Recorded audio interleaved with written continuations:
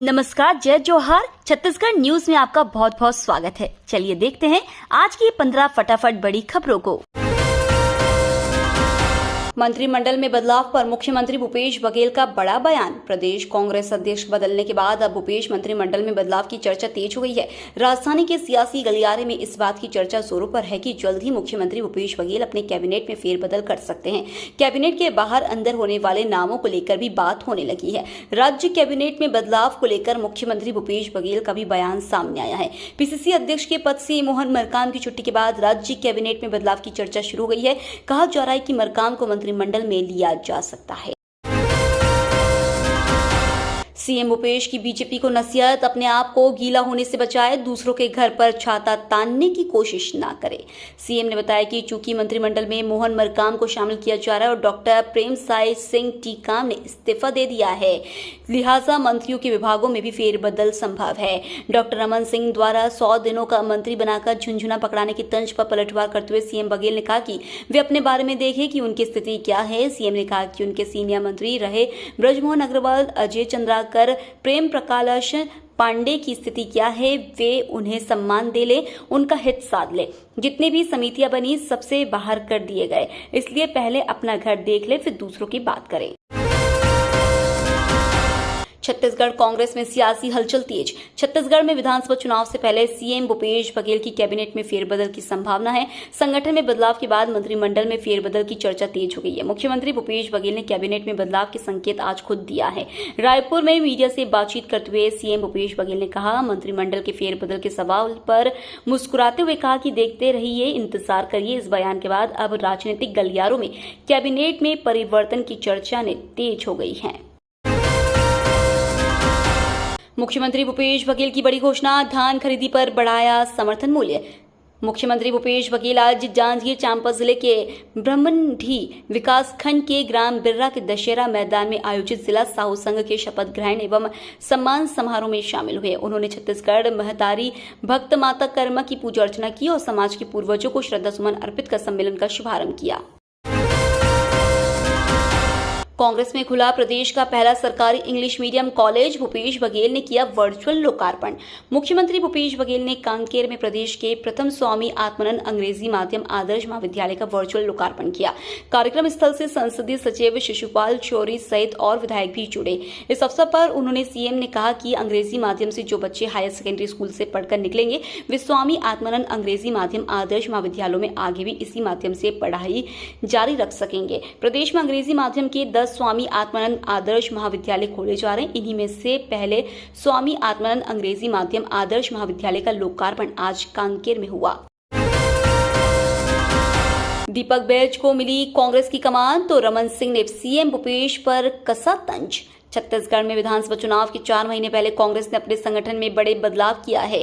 कांग्रेस ने विधायक मोहन मरकाम की जगह सांसद दीपक बैज को प्रदेश कांग्रेस की कमान सौंप दी है।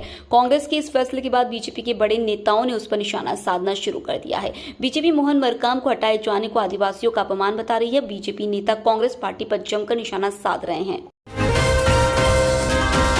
मुख्यमंत्री भूपेश बघेल का ऐलान, स्कूल और यात्री बसों में लगेगा जीपीएस और पैनिक बटन। छत्तीसगढ़ की स्कूल और यात्री बसों को सुरक्षित बनाने के लिए कांग्रेस सरकार ने सभी वाहनों में ग्लोबल पोजिशनिंग सिस्टम और पैनिक बटन लगाने का फैसला किया है। यह जानकारी मुख्यमंत्री भूपेश बघेल ने दी। उन्होंने बताया कि सरकार बसों में सफर को तकनीक के जरिए सुरक्षित करेगी और इसकी निगरानी खुद सरकार की ओर से होगी। पहला ऑटोमेटेड फिटनेस रायपुर में शुरू किया जाएगा। इसमें सभी वाणिज्य वाहनों की गति से लेकर एक एक पुर्जे की जांच की जाएगी। जांच के बाद वाहनों को फिटनेस प्रमाण पत्र मिलेगा। बिना मुख्यमंत्री के चेहरे पर चुनावी मैदान में उतरेगी बीजेपी, जानिए बीजेपी का प्लान। छत्तीसगढ़ में इसी साल होने वाले विधानसभा चुनाव के मद्देनजर बीजेपी ने अपनी रणनीति को अंतिम रूप दे दिया है। पार्टी सूत्रों के मुताबिक राज्य में पार्टी इस बार 3 बार के मुख्यमंत्री रमन सिंह के चेहरे पर दाव नहीं खेलेगी, बल्कि सीधे पीएम मोदी के चेहरे पर चुनाव मैदान में उतरेगी। दरअसल बीजेपी को लगता है कि राज्य में उसके लिए मौका है, क्योंकि उसे लगता है कि भूपेश बघेल सरकार के लिए एंटी इनकम्बेंसी का माहौल है। बीजेपी ने फैसला किया है कि वो राज्य में सामूहिक नेतृत्व में चुनाव लड़ेगी।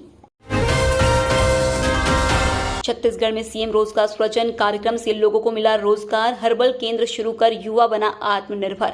छत्तीसगढ़ में मुख्यमंत्री भूपेश बघेल के प्रयासों से मुख्यमंत्री रोजगार सृजन कार्यक्रम से न केवल रोजगार के माध्यम खुले हैं, बल्कि युवा पीढ़ी को बिजनेस शुरू करने में बल भी मिल रहा है। योजना का लाभ उठाते हुए युवा अपने जुनून और इच्छा अनुसार व्यवसाय करते हुए सामाजिक एवं आर्थिक गतिविधियों को बढ़ा रहे हैं। योजना के तहत अनुदानित दर पर सरकार के द्वारा कर्ज उपलब्ध कराया जा रहा है। इसी क्रम में महासमुंद जिले के बागबहरा विकासखंड के ग्राम केमड़ा निवासी नोहर चक्रधारी ने 12वीं की पढ़ाई करने के बाद हर्बल मार्केटिंग सीखा। उनके मन में यह इच्छा थी कि उनका स्वयं ही हर्बल जड़ी बूटी की दुकान हो, लेकिन वह इतने सक्षम नहीं थे कि दुकान खोल सकें।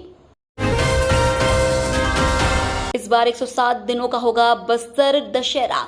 75 दिनों तक चलने वाला विश्व प्रसिद्ध बस्तर दशहरा इस साल 107 दिनों तक चलेगा। 17 जुलाई को पाट यात्रा विधान के साथ दशहरा पर्व शुरू हो जाएगा। दंतेश्वरी मंदिर के पुजारियों की माने तो इस साल अधिक मास पड़ने और 28 अक्टूबर को चंद्रग्रहण होने के कारण दिन आगे बढ़ गए हैं। मंदिर समिति के सदस्यों ने बताया कि 17 जुलाई को पाट यात्रा विधान संपन्न किया जाएगा। संभागीय मुख्यालय जगदलपुर से करीब 10 से 12 किलोमीटर दूर स्थित बिल्लोरी गांव से साल की लकड़ी लाई जाएगी। रायपुर पुलिस नशे के खिलाफ 15 जुलाई से चलाएगी हेलो जिंदगी अभियान। रायपुर पुलिस द्वारा जिले में नशे के विरुद्ध व्यापक जन जागरूकता अभियान हेलो जिंदगी चलाया जाएगा। नशे के विरुद्ध इस जागरूकता अभियान में आम जनता, डॉक्टर, स्कूल कॉलेज के छात्र, स्वयंसेवी संगठन, गैर शासकीय संगठन व विभिन्न सामाजिक संगठन शामिल होंगे। इस जागरूकता अभियान के तहत शहर के अलग अलग क्षेत्रों, पब्लिक प्लेसेस, हाउसिंग सोसाइटी, मोहल्ले, स्कूल कॉलेज कार्यालयों सहित ग्रामीण क्षेत्रों में भी विभिन्न माध्यमों से नागरिकों को जागरूक किया जाएगा। अगले 8 साल में 19,700 मेगावाट तक बढ़ेगी बिजली की खपत। केंद्रीय विद्युत प्राधिकरण की रिपोर्ट के अनुसार राज्य में वर्ष 2031-32 तक 19,700 मेगावाट बिजली की आवश्यकता होगी। प्रस्तावित 660 मेगावाट की 2 इकाइयों की स्थापना के बाद भी राज्य विद्युत संयंत्र से मांग के अनुरूप 30% ही उपलब्ध रहेगी, जबकि आदर्श स्थिति में 50% बिजली स्वयं के स्रोतों से होनी चाहिए। छत्तीसगढ़ विद्युत मंडल अभियंता संघ ने इस समस्या से निपटने मड़वा संयंत्र में विस्तार परियोजना व बंद हो चुके पूर्व संयंत्र परिसर में बैटरी स्टोरेज सहित सौर ऊर्जा संयंत्र की स्थापना का प्रस्ताव रखा गया है। नॉन बासमती चावल के एक्सपोर्ट पर लग सकता है बैन, केंद्र सरकार कर रही विचार। खाने पीने की वस्तुओं की कीमतों में भारी बढ़ोतरी के चलते केंद्र सरकार सचेत हो गई है। हाल ही के दिनों में चावल की कीमतों में लगातार उछाल देखने को मिला है, जिसके बाद केंद्र सरकार चावल के एक्सपोर्ट पर बैन लगाने पर विचार कर रही है। ब्लूमबर्ग की एक रिपोर्ट के मुताबिक मोदी सरकार सभी प्रकार के नॉन बासमती चावल के निर्यात पर रोक लगाने की योजना पर विचार कर रही है। सरकार यदि गैर बासमती चावल के एक्सपोर्ट पर रोक लगाती है तो कुल 80% चावल का एक्सपोर्ट इससे प्रभावित होगा। मॉनसून सत्र में जीएसटी एक्ट में स्पष्टीकरण संशोधन लाएगी केंद्र सरकार।